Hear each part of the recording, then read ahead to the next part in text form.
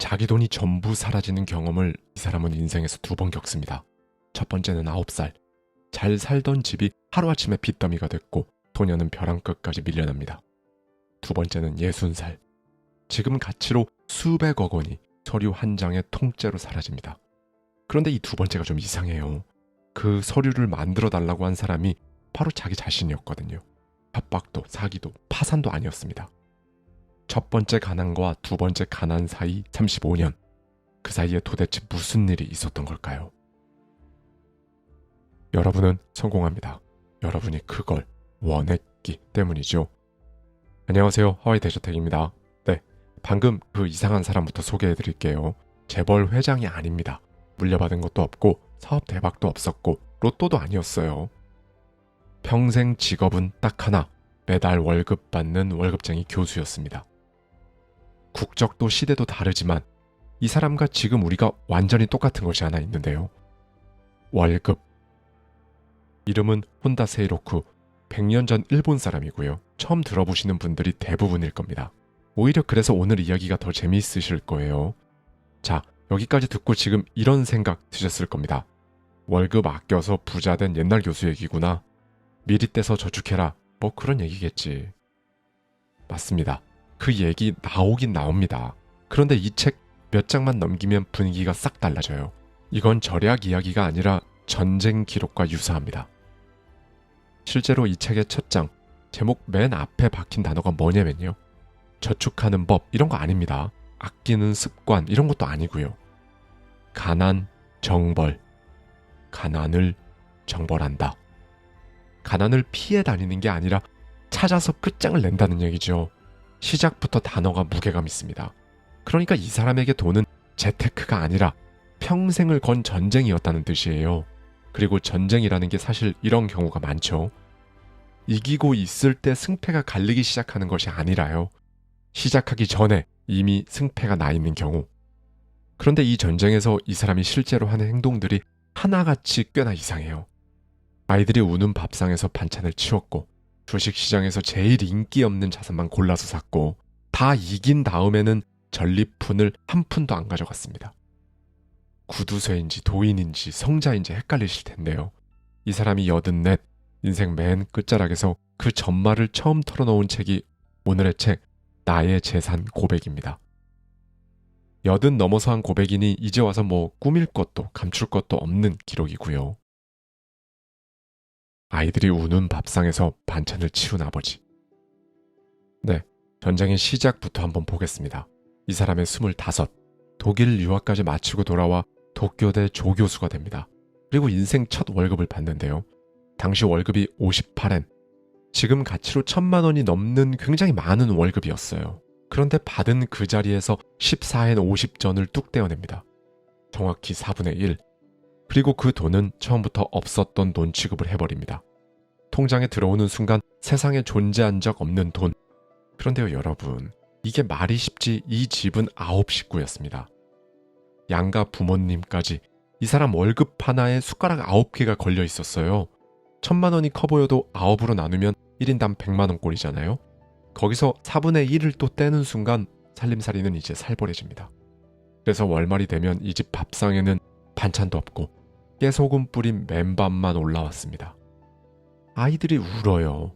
그때 이 아버지가 이를 악물며 속으로 했던 말이 책에 그대로 적혀 있는데요. 이 정에 지면 안 된다. 울면서 밥을 먹는 아이들 앞에서 아버지가 속으로 되는 말입니다. 네, 좀 너무하다 싶으시죠? 그런데 이 사람 입장에서는 이게 이 전쟁의 군법 제1조와 같은 거였습니다. 가난에 쫓겨서 어쩔 수 없이 아끼는 게 아니라 내가 먼저 가난을 치러 가는 것.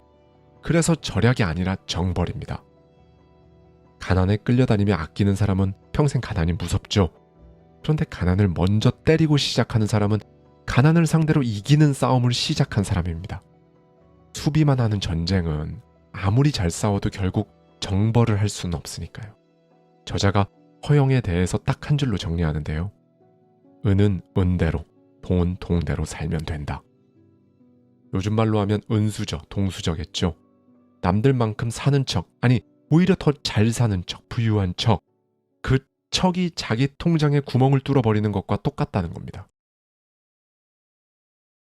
연 10%를 주는 적금도 10명 중 3명은 깨고 나간다.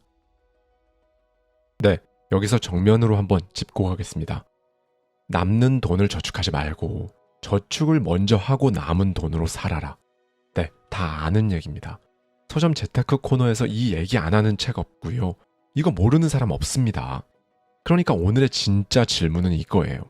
다 아는데 왜 우리는 이 사람처럼 안 됐을까요?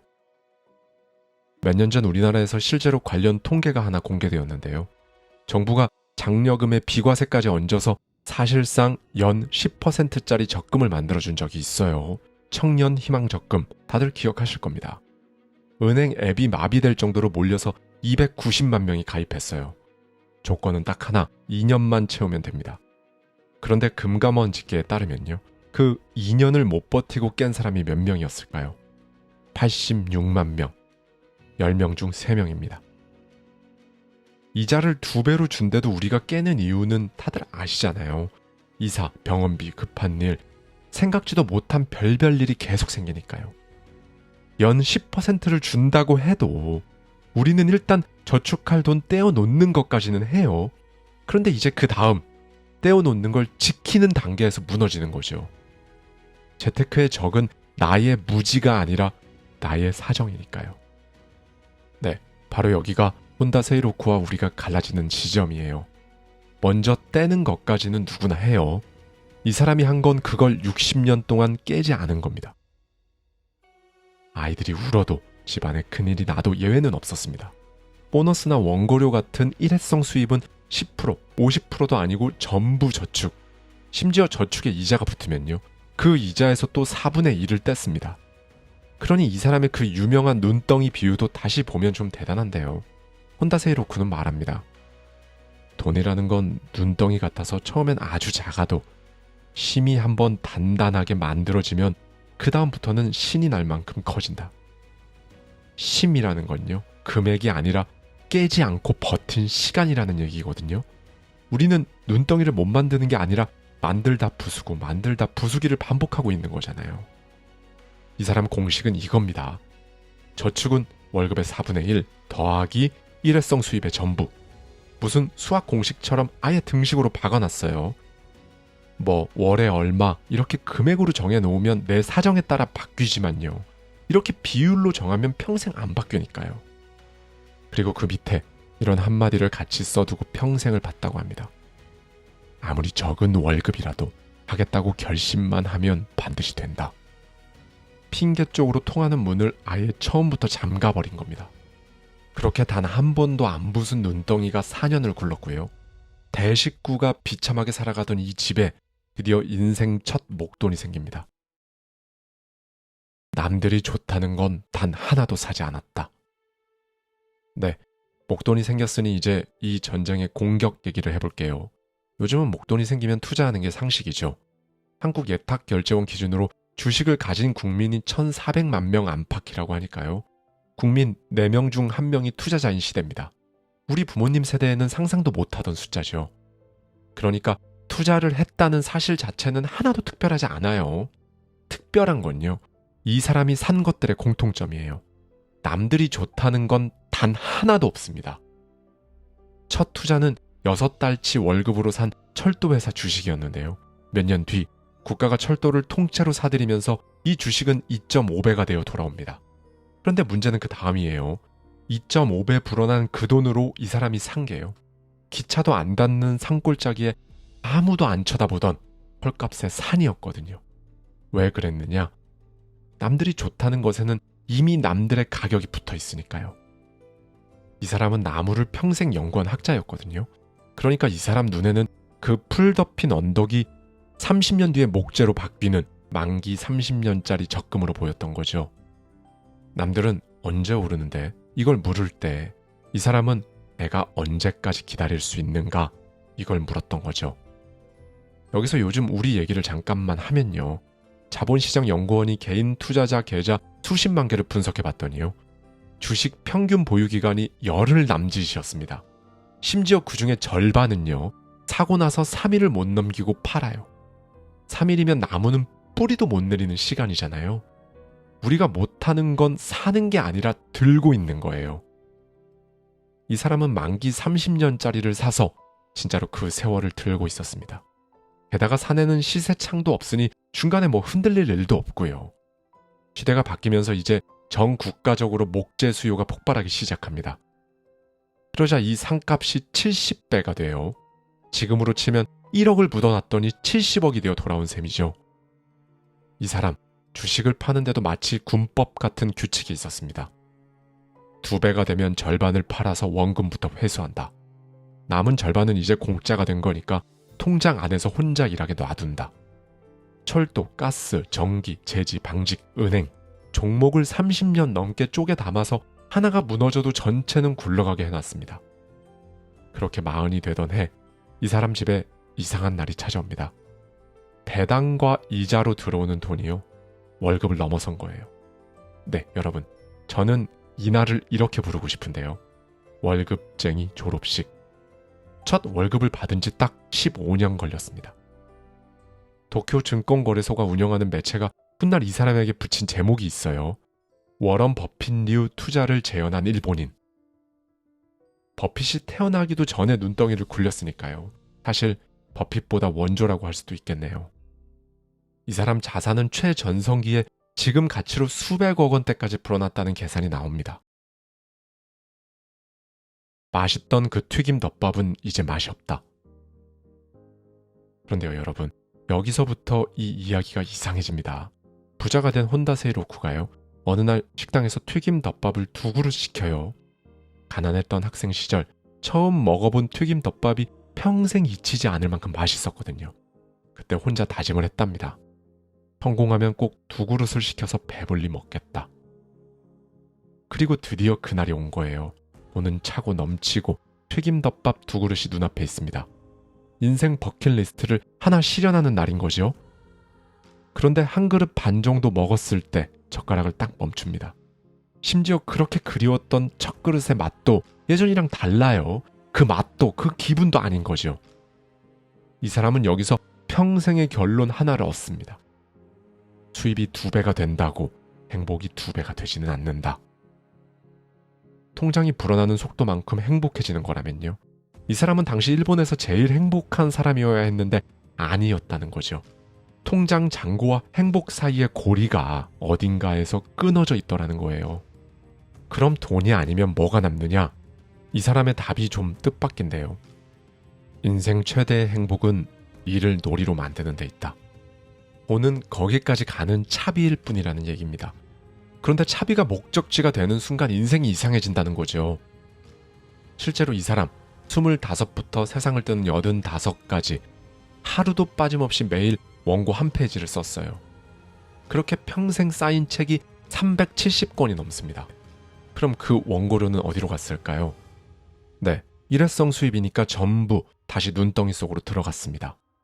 60년 동안 하루 한 페이지. 이건 재능이 아니죠. 이 사람에게는 그냥 일종의 놀이였습니다.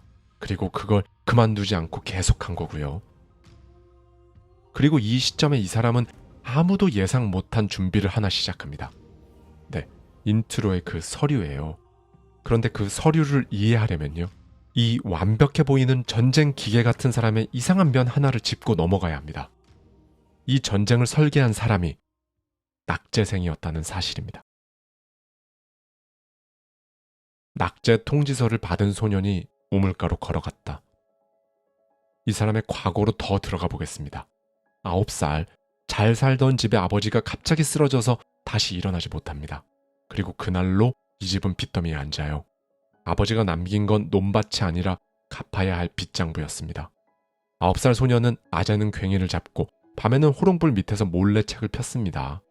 14세는 가족들 반대를 무릅쓰고 도쿄로 올라갑니다. 남의 집에 얹혀 살면서 잔심부름하고 그 대가로 공부를 배웠어요. 그마저도 농사철에는 고향에 내려가 밭일을 하고 농한기에만 올라와서 공부하는 반쪽짜리 학생이었습니다. 17에 간신히 살림학교에 들어가는데요. 성적이 어땠을까요?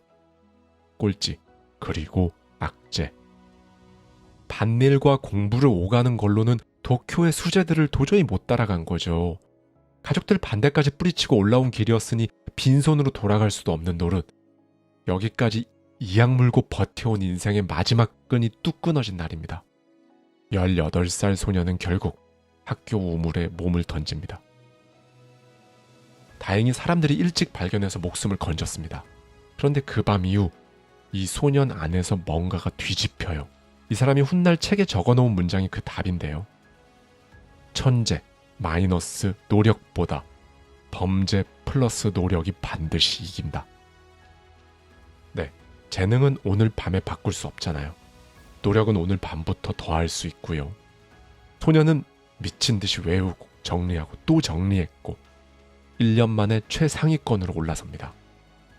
그리고 졸업식 날 낙제 통지를 받았던 그 이름이 이번엔 제일 앞에 불려요. 수석이었습니다. 재능이 1년 만에 갑자기 생겨났을 리는 없잖아요. 바뀐 건 딱 하나, 하루의 밀도였습니다. 그리고 이 1년이 평생 써먹는 이 사람 승리 공식의 원본이 됩니다. 재능이 안 되면 시간의 밀도로 이긴다. 독일 유학 중에는 집안이 사기를 당해서 유학비가 완전히 끊겼어요. 이때 이 사람이 선택한 건 어떤 방법이었을까요? 아르바이트를 해서라도 학비와 생활비를 모아 4년 버텨서 졸업하기? 아니에요. 저는 이 지점에서 진짜 와, 미쳤다 라는 생각을 했는데요. 4년 과정을 2년 만에 끝내버립니다. 돈이 없으면 시간을 아끼면 되니까요. 이 사람 사전에서 가난은 한 번도 핑계였던 적이 없어요. 네, 이제 보이시죠? 25의 그 4분의 1은 그냥 알뜰한 절약 습관이 아니었습니다. 실제로 우물 바닥까지 내려가 봤던 사람이 가난을 상대로 선포한 전쟁이었던 거죠. 버티는 게 아니라 이기는 게 목표인 전쟁이요. 이 사람은 말년에 도대체 왜 그런 결정을 했는가? 그 25 청년이 첫 월급을 받던 무렵 책상 앞에서 종이 한 장을 펴니다. 자기 인생 전체를 미리 설계한 계획서였는데요. 40까지는 아끼고 모아서 기반을 만든다. 60까지는 공부에 모든 걸 쏟는다. 그리고 70까지는 네, 여기서부터가 이 사람의 진짜 모습이라고 할까요? 반전입니다. 70까지는 세상의 은혜를 갚는다. 가진 게 세상에서 제일 없던 시절의 25 청년이 인생 후반부를 통째로 갚는 시간으로 정해놓은 거예요. 보통 우리는 나중에 여유가 생기면 돕고 살아야지 하잖아요. 이 사람은 심지어 베푸는 것까지 먼저 떼어놨습니다. 그리고 1927년 60살의 정년 퇴임날 35년에 걸친 이 전쟁은 끝이 납니다. 그런데 이 전쟁의 끝은 일반적인 전쟁하고 결정적인 차이가 하나 있었는데요. 승자가 전리품을 하나도 안 가져간다는 겁니다. 평생 모은 재산 거의 전부를요. 학교와 장학재단, 공익단체에 내놓는 서류. 물론 가족에게는 살아갈 수 있을 만큼의 기반은 만들어줬습니다. 그리고 이 후원에는 유일하게 하나의 조건이 있었어요. 기부하는 곳에 내 이름을 밝히지 말 것. 여의도 9배 넓이의 산림도 고향에 통째로 기부합니다. 훗날 고향 사람들이 고마움을 담아 기념비를 세웠는데요. 제막식 날 정작 본인은 끝까지 나타나지 않았어요. 아들을 대신 보냈습니다. 이 사람 진짜 대단하죠. 이 책의 목차에는요. 약간 무서운 챕터 제목이 하나 있어요. 가장 어려운 재산 처분법. 돈을 버는 법도 불리는 법도 아니고 돈을 놓는 법이 제일 어렵다는 거예요. 생각해보면 그렇잖아요. 모을 때는 4분의 1씩 떼면 되지만 놓을 땐 그런 기준이 없으니까요. 그러니까 인트로의 그 서류는 충동적으로 아니면 어느 날 갑자기 감성적으로 내린 결정이 아니었던 거예요. 그냥 35년 전에 예약해 놓았던 겁니다. 바로 여기서 저는 저자가 말한 가난 정벌, 이게 무슨 뜻인지 깨달았어요. 내 가난을 없애는 걸로 끝내는 게 아니라 다음 사람의 가난까지 미리 없애버리는 것. 정벌이라는 말은 여기까지 와야 완성되는 거였습니다. 그런데요, 여러분, 이 이야기의 진짜 엔딩은 아직도 진행 중입니다. 그 돈으로 만들어진 장학금이요. 지금 2026년에도 학생들에게 지급되고 있습니다. 100년 전 어느 월급쟁이가 월급에서 떼어놓은 4분의 1이 아직도 매년 처음 보는 학생의 통장에 입금되고 있는 겁니다. 정작 그 학생들은 대부분 모릅니다. 자기 통장에 들어온 이 돈이 100년 전 어느 집 월말 밥상, 어린 아이들이 울면서 먹었던 그 깨소금 맨밥에서 왔다는 걸요. 절대 깨지 않을 돈 하나만 정하라. 우물 밖으로 올라온 꼴찌 낙제생은 일본 최초의 이막 박사 혼다 세이로쿠가 됐습니다. 월말마다 깨소금 맨밥을 먹던 9식구의 가장은요, 월급이 용돈이 되는 마흔을 맞았고요. 그리고 수백억을 쥐었던 그 부자는 빈손이 되겠다는 도장을 찍는 예순이 됐습니다. 세상에서 제일 부유한 빈손이네요. 이 인생 전체를 관통하는 건 가난 정벌 딱 하나입니다. 시작은 월급의 4분의 1을 떼는 것이었고 끝은 전 재산을 떼어 다음 사람에게 넘겨주는 것이었습니다. 떼는 기술 하나로 시작해서 떼는 기술 하나로 끝난 인생이었던 거죠. 네, 여러분. 결국 우리가 조금 더 잘해봐야 할 건요. 적금 하나 더 드는 게 아닐지도 몰라요. 이미 있는 것 중에서 절대 깨지 않을 하나를 정하는 겁니다. 금액은 아무래도 좋아요. 10분의 1이라도 100분의 1이라도요. 대신 그 하나에 이름을 붙여보십시오. 무슨 일이 있어도 깨지 않는 돈. 이름까지 붙여놓으면 깨려는 날 그 이름이 눈에 밟힐 거거든요. 우리에게 없었던 건 통장이 아니라 그 통장에 내가 붙여준 이름이었을지도 모릅니다.